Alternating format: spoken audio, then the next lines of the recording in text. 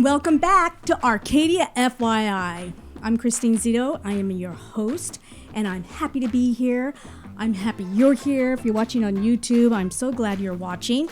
This show, of course, is focused on community here in the city of Arcadia, and even outside the city of Arcadia, because I always say we're one big happy family here in the San Gabriel Valley. And the show's about, well, it's in the title, FYI. It's about information, fun information, event information, city information, and yes, some of those controversial information. We can bring on people to talk about that. But I just want to give you information, and if you have any information, thank you for your email. I cannot thank you enough for your emails and your Facebook messages, and those of you that I had an opportunity to talk to. It's great. I would like to thank our sponsors. Of course, Longo Toyota in El Monte. You know what I'm going to say. I know. You got to go visit, say hi to Mike, say hi to Brooke. They do more than just sell cars. They're like on 100 acres, 50 acres or something like that. So they do more than just sell cars. Star 7 Financial with Francine Chu, who I think is, well, I'm biased, the best financial advisor here in the city in San Gabriel Valley. The Santa Anita Park. Yeah, we'll be talking about that in just a second. And the Le Meridien Hotel here in Arcadia and Pasadena. All right. I'm going to give you a little guess of who you might think might be in studio. Did you get it? Okay, just in case you didn't. How about this? And they're off. Stellar Cap, quick out of the gate. On the inside, Fondest Dream is quicker, though. And I know. If you're watching on YouTube, you can see. But if you're listening on the podcast, you probably have an idea. Yes, finally, I've been waiting for this day. In studio, I have Pete Siberell. He is the Director of Special Projects at the Santa Anita Park. Welcome, Pete. Thank you, Christine. All right, let me... And we're off, I guess, right? Yeah, we're off. We're off. That's good. That's good. And did I say your last name right? Siberell. Siberell. Close enough. Okay, so I have it here, Siberell, and yes, it's all pronounced differently. All right. The Santa Anita Park, what an icon here in the city of Arcadia. There's a lot of history there. Absolutely. It's we're just finished our 90th year. 98th? 90th year. Oh, 90th. Yeah, we started in Christmas Day of 1934. Yeah, it's a lot of history. Yes. And before we get into all of that, I want people to know you like I know you. So I want to get to know Pete a little bit. Were you born here in California, raised here? I was actually born in L.A., but at age 2, I think, we moved to the East Coast. My dad worked in New York City, so we lived in Connecticut for about 10 years. Then moved to San Francisco Bay Area, where I was kind of raised as a teenager and into college. And then I've been to Santa Anita for now 31 years. So I still consider myself a Bay Area person. I'm a Niners and Giants and Warriors kind of guy. So the Giants, well. Yes, I know. Okay, I know. I'm a Dodger fan. This will be a great conversation. But, wow, you lived in Connecticut. Okay, I got it. When you said that, I've always wanted to visit that East Coast because of just the history. Did you live where it was like how I see it in the pictures, the beautiful trees, the ocean?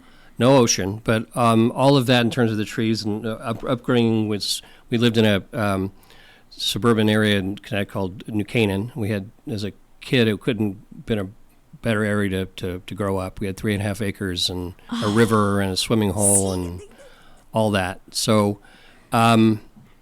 my dad, when it snowed, though, we had a really long driveway going up to the house, and so when it snowed, my dad would have to get a snowplow every time to get him out so he can go to the train station. So he finally got a job offer in San Francisco and said, bye-bye. Yeah. Wow, what a neat history. Married, do you have kids, grandkids? Yeah, 31 years married, I think. My wife still... she's a flight attendant for United. In fact, she's in London right now during a trip. 2 grown boys. One's in Atlanta, one's in Denver. And then 2 wonderful dogs at home to take care of. Okay. Do you have any grandkids yet? No. Okay, so you're an empty nester. Yes. What's that? It's fine. It's good. We have a chance to visit our boys in various cities and do some more traveling. And I'm good with it. Oh, that's good. Yeah, because, Connecticut, the Bay, Yeah. now Los Angeles. Yeah. The Santa Anita Park. Okay, so I love that park, Pete. So tell me, what is it exactly? Because did I say your title right? Yeah, there's part of it is Director of Community Service and Special Projects. And what is that? What is exactly that? The community service part is pretty easy to talk about. It's work with the city of Arcadia, work with various in the San Gabriel Valley with various cities and organizations representing the racetrack. I'm on a whole bunch of boards that always come back to where we can help benefit those organizations. And then I make local donations. So a lot of city liaison work and relationships. And then beyond that, I'm in charge of booking a lot of big local events, whether it's 626 Night Market or filming or events in the infield. Well, we just had one in the paddock. We did, yes. I wonder what that was. Yes. Yeah, the Taste of Arcadia. Taste of Arcadia, yeah. So, and then I'm also working on the backside where we have the people who work with the horses involve various organizations for their benefit, whether it's a recreation center or sports leagues or that kind of thing. So I wear a whole bunch of different hats. Every day is so different. I know. Okay. Seabiscuit, the movie, wasn't that filmed there? Yeah, we shot that going back to 2003. We filmed at Santa Anita for about 4 straight months. I happen to be the coordinator of that film. So there was a lot of work, but it was totally worth it. Have you seen it? I assume. I bought the movie back when it was on Blu-ray, when Blu-ray was around before all the other stuff. And then I got a DVD, I got a Blu-ray, Nice. and now I even own it on digital because I bought it on Amazon. I love that movie, the whole story behind it. And it makes Santa Anita just look wonderful. And, not a lot has changed since, he ran in 1938 to 1940. If you wait long enough, Christine, after the movie's over and you look at the credits, if you wait another 2.5 hours, my name comes up in the credits. But you have to stay there. You have to stay in your seat for a very long time. No, that's fine. I will fast forward it to it. I'm gonna find it now. I really did. There's a few movies that I love, and you could share yours. Mine, number 1, Matrix. I love the movie The Matrix. I couldn't understand it, but yeah. Oh, okay. So I loved it. Number 2 is Seabiscuit. Nice. I loved the whole story behind it. Yeah. Okay, so you have to tell me yours. I know, right? Groundhog Day comes to mind right away. Yeah, that's coming up in February. Yeah, nice. So, all right, let's move on. At the park, there's a lot of different types of races that go on. What are those races? So we're a thoroughbred track. Los Alamitos, which is part of the circuit, they run quarter horses at night. But between the 3 major tracks in Southern California during the day, Del Mar, Los Alamitos, and Santa Anita, they're all thoroughbreds. And they age from 2 years up to about even 8 or 9 years old. So throughout the year, we race about 7 months out of the 12 year-round. So we'll have races on the dirt, on the grass, various distances. Some are claiming races, which are the lower level type of races, all the way up to $1 million to $2 million races that could be part of either the Breeders' Cup or big races like the Santa Anita Handicap, the Santa Anita Derby. So a lot of, we race 3 days a week. We're about to start our autumn meet, which is a short meet for about 5 weeks. And then we'll take a break and we'll come back the day after Christmas and go all the way through the middle of June of 26. When you say the races are still going on now, is that people coming in and betting on with the cameras? Because are the horses still there? Yes, horses they just came back from Del Mar, actually. Oh. So they're here in training every day except for the Del Mar season, which is in the summertime. So they're here. We have about 1,600 horses live on the backside. Wow. Year-round, except for that period when they're down at Del Mar. 1,600? Yes, that many. Yeah, it's like a little city back there. I mean, they've got animal hospital. I've got a recreation center. I've got a dining hall. We've got about 750 people who live back there, work with the horses, and then another, say 2,500 come come in each day to help care for them. So, big operation. Yeah, you know what? I never knew that. Now, when the races happen, when the gates open, people buy their tickets. You have your seating. There's different places where people can sit. Can you share that? Because people will say, "Well, where do I sit?" So now let's. Yeah. So we have a variety of, as you're right, variety of seating. From walk around in the paddock or on the track apron, even in the infield, all the way up to what we call, there's 3 restaurants, sit-down restaurants there. One is called Silks, one is called Front Runner, and another is basically the terrace food court. So there are a variety of different options you have, depending on whether you want to be inside or outside. You want to dress casually, or dress up. Some people like to sit down at a table and be there all day with lunch and a waiter. I'd rather be in a set of box seats along the track, kind of at a Dodger game where you're with people sitting next to you, whether it's 2 people or 6 people, or sometimes I'll get people all together, a whole bunch of boxes strung together. Where they're kind of on their own for food and drink, which is very close by. But you're outside, you're near the finish line. You have a great vantage point to see the races. So all kinds of different options. We have a great ticket office who can help put people in the right place depending on their preferences. I prefer the whole box seat area. The whole box seat. You got to show me that one day. Yeah, I probably know it. Right there. It's right down the stretch. So from the from the eighth pole down to the finish line are all box seats. Oh, okay. And then even above that we put in 12 luxury suites, and that ranges from 20 to 40 people in a suite. Yeah. And that's total decadence with service and bedding aids and food and drink, and you can bet right there in the suite if you want. And the suite has you can walk down the little stairs and sit there's in your an own outside seats. area, Yeah. outside benches, out or sofas, I should say, out front in front of the suite. So those are good options for parties, events, just people hanging out together, want to be together for the day. Now, people can also rent out. They can rent not only for wedding. I'm trying to think what do you call it? Offices or a conference room.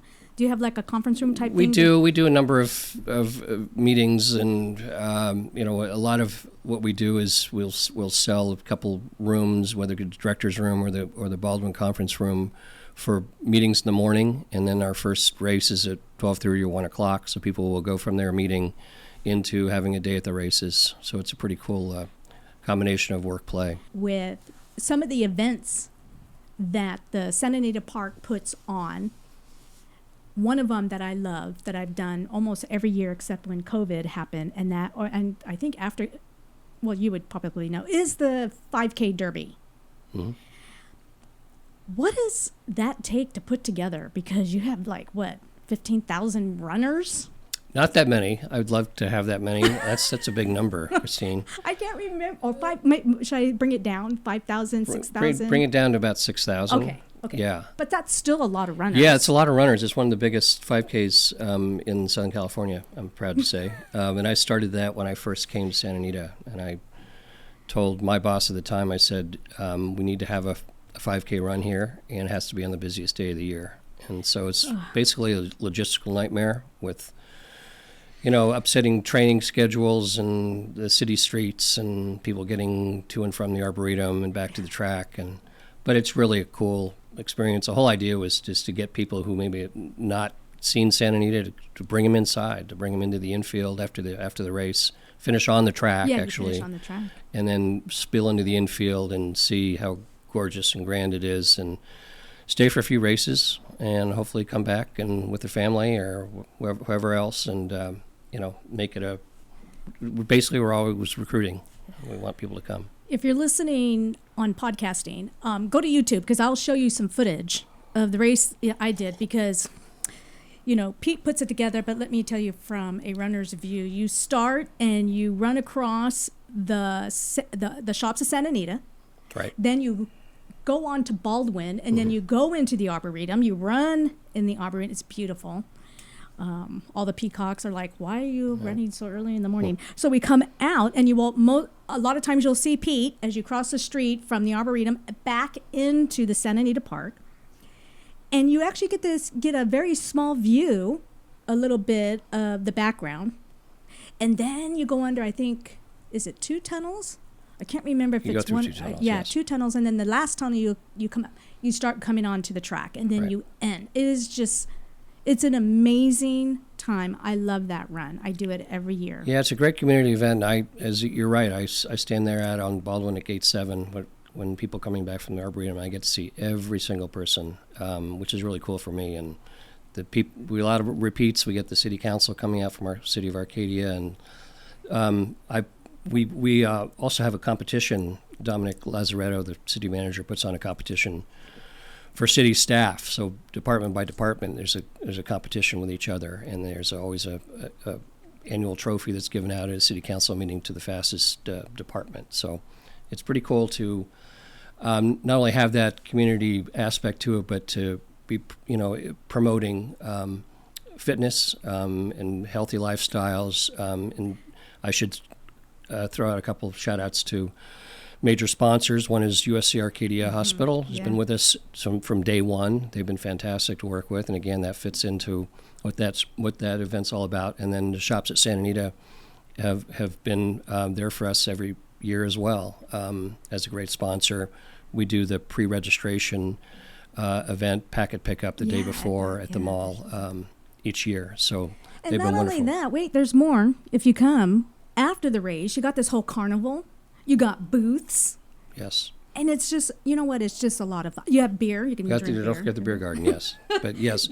So we've kind of in tandem put on a carnival the same weekend, which really works out well for a lot of the families. There's a kids run, depending on the age, whether it's all the way around the training track or just part way down it. But a lot of those kids jump right into to the carnival rides after the race. I know. See, now I can't wait. Is it always the first Saturday, second Saturday? The Santa Anita Derby is always 4 weeks prior to the Kentucky Derby, and Kentucky Derby is always the first Saturday in May. So I think it's like Saturday the 3rd or the 4th of April. Yeah, it's always right around, and that's no fooling. I get it. I just have to say. Okay.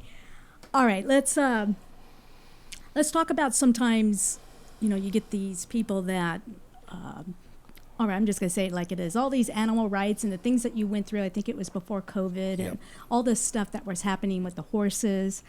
How do you and the park handle that type of controversy where they stand out and have these awful signs? And it was a rough stretch for us. A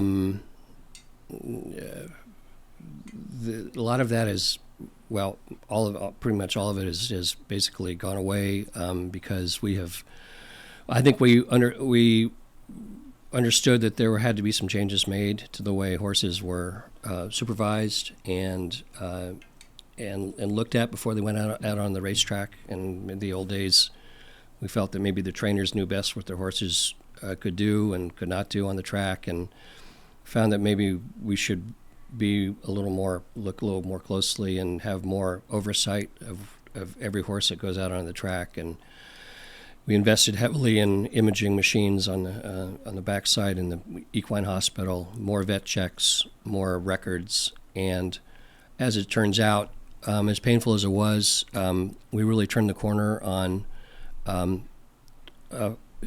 horse injuries, fatalities, where now we're one of the safest racetracks in the country. And I read something the other day where there are 375,000 training sessions on the track every year. So we're something like 99% safety record. that is great. So it's been an amazing turnaround, and we're pretty proud of it. I think that the congratulations. I'm just going to do it like that. I'm going to say this. My grandpa, he was a maintenance man there, and he retired. at the Santa Anita Park, and he used to tell me how well you guys took care of the horses, and you always have a bad seed. You always got someone who doesn't really the owners and those that with the horses. So for me, knowing all of that, I know that the Santa Anita Park does its best for the health of the horses, the track, and the people. Yeah. So I think I give you kudos for. Thank you. Well, safety is number one for us. Yeah. So, okay.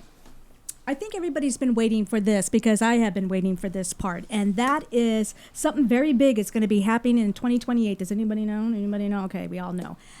The Olympics is coming to Los Angeles. And the Santa Anita Park has been chosen.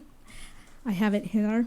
And has been chosen to host team and individual competitions in jumping, dresses, and inventing. I have no idea what any of those are, but that's what it says. Okay. How do you win something like this if that is the case? Because I know another city is not really happy about it. Right.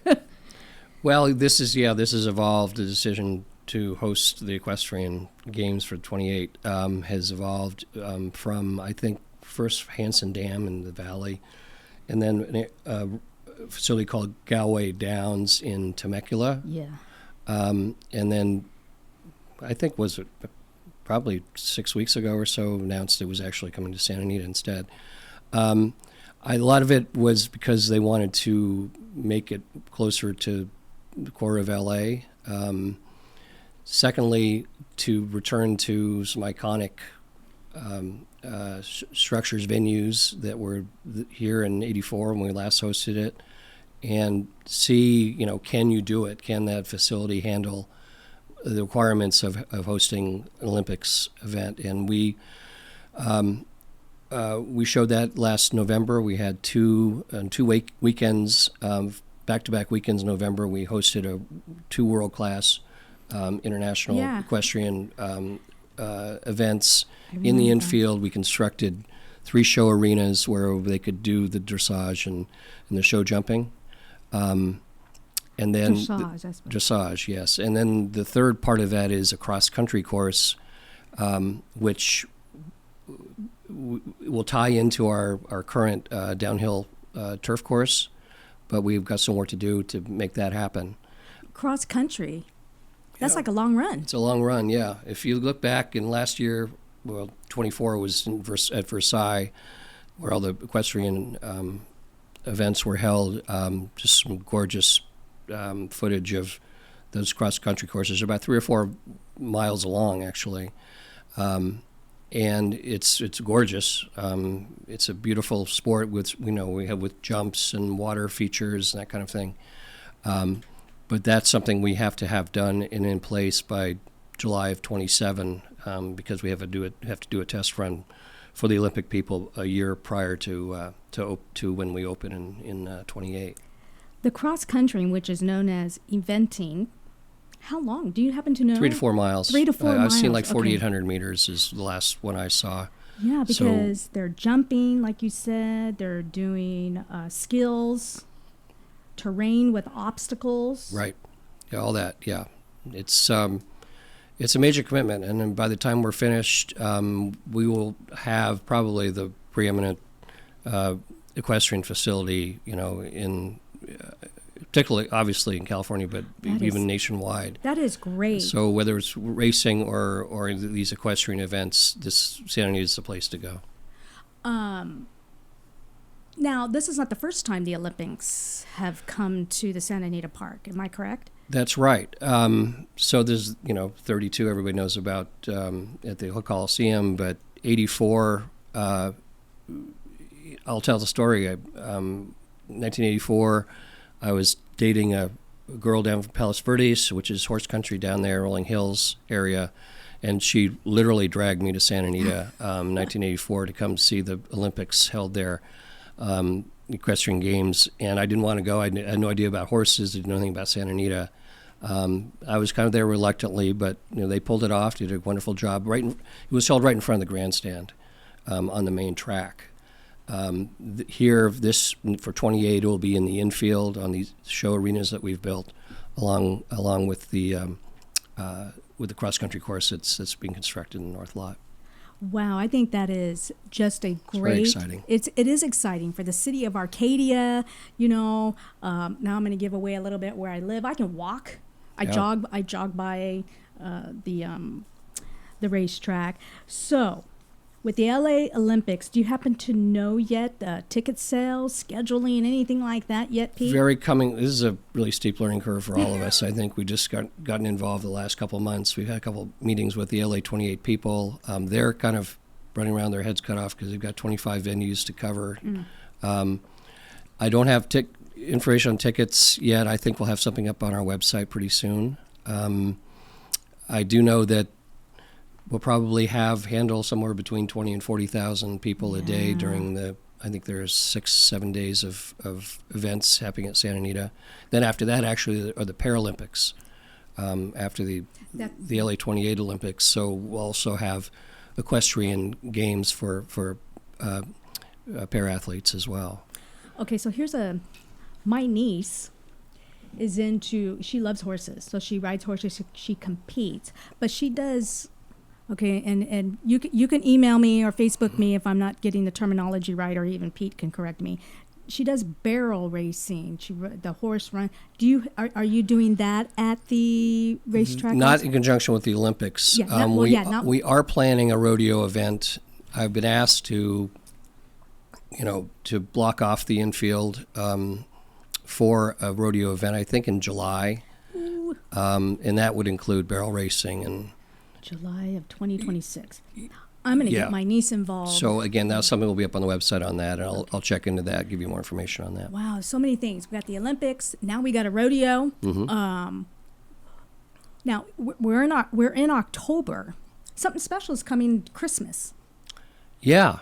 Yes. I want to talk about that.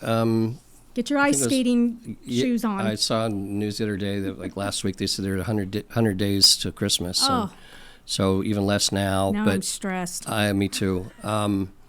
So we started talks with these guys. The company is called Enchant, and back in 2020 or so, before COVID, we were talking to them about a major holiday light show event. It's kind of a spectacular event in our south parking lot next to the shops at Santa Anita.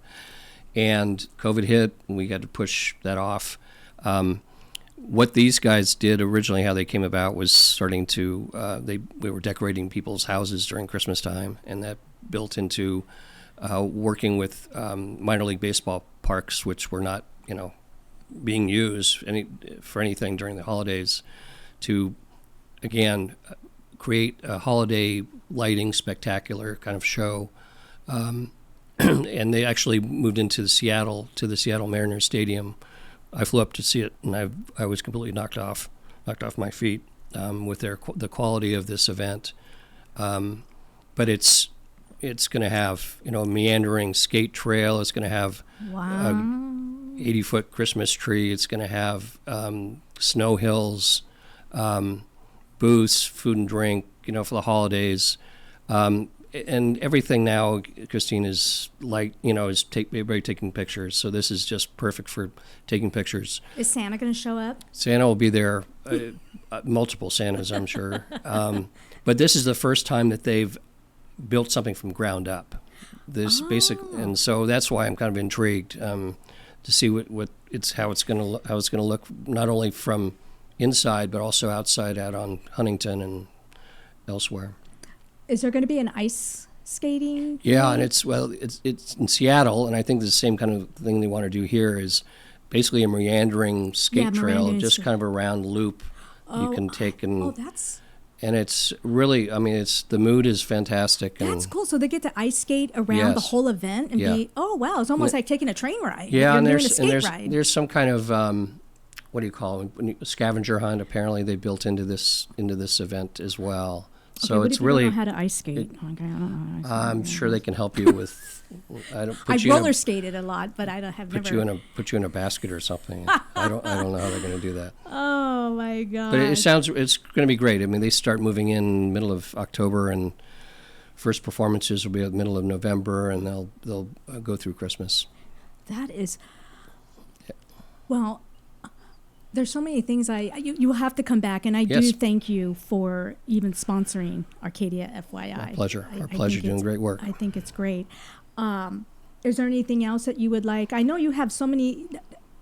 The race is open the day after Christmas. Yes. So we have the Christmas, what is that called? I know you just said it, the Christmas event that's happening. Enchant. Yeah. So we'll start, our autumn meet will go through October 26th. Not so sure when this show airs, but we'll take a break, then we'll start the day after Christmas, and then, as I say, go through the middle of June. Do you ever do things on New Year's Eve to open up the new year? I know we have the Rose Parade coming. Yeah, we do. Actually, we do a number of events with the Tournament of Roses, depending on, a lot of it is up to the president at the time, where they do parties at their discretion at various venues. But we've been lucky enough to host a lot of the Tournament of Roses events at Santa Anita. In terms of, fireworks and New Year's Eve, that doesn't work with horses on the ground. So we avoid that kind of thing. When is the Breeders' Cup coming back? Don't know. Nothing's been announced yet. Del Mar will. It'll be this year. Breeders' Cup will be at Del Mar at the end of October, and then next year we'll be at Keeneland in Kentucky, in Lexington, Kentucky. Year after that will be at Belmont Park, which is completely being renovated in New York. As a racetrack, so they'll be opening and hosting the Breeders' Cup.